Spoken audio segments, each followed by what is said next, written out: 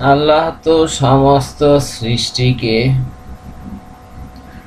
পয়দা করিলেন, তারপর যখন তিনি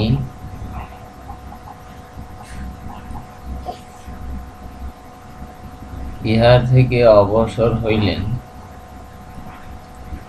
তখন রেহেম অর্থাৎ আত্মীয়তার বন্ধন উঠিয়া দাঁড়াইল।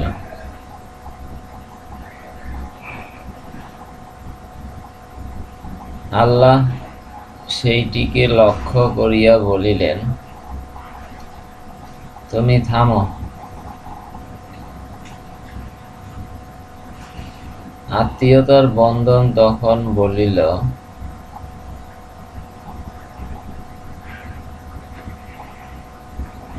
আমাকে ছিন্নকারী থেকে পানাহ প্রার্থনার স্থল এইটি। ইহাতে আল্লাহ তাআলা ঘোষণা করিলেন, তুমি ইহাতে সন্তুষ্ট নও কি, যেই ব্যক্তি তোমার সাথে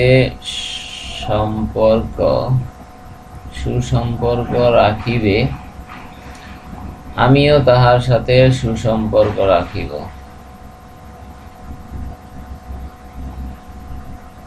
আর যে তোমাকে ছিন্ন করিবে, আমিও তাহাকে ছিন্ন করিব।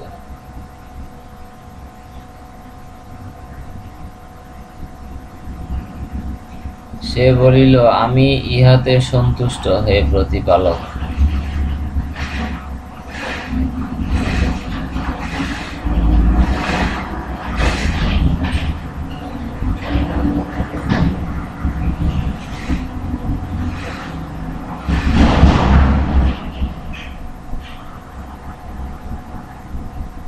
আল্লাহ বলিলেন, তাই তোমার জন্য।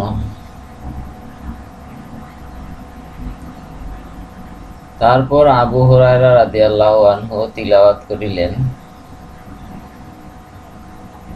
অর্থ, ক্ষমতায় অধিষ্ঠিত হইলে সম্ভবত তোমরা পৃথিবীতে বিপর্যয় সৃষ্টি করিবে এবং তোমাদের আত্মীয়তার বন্ধন ছিন্ন করিবে।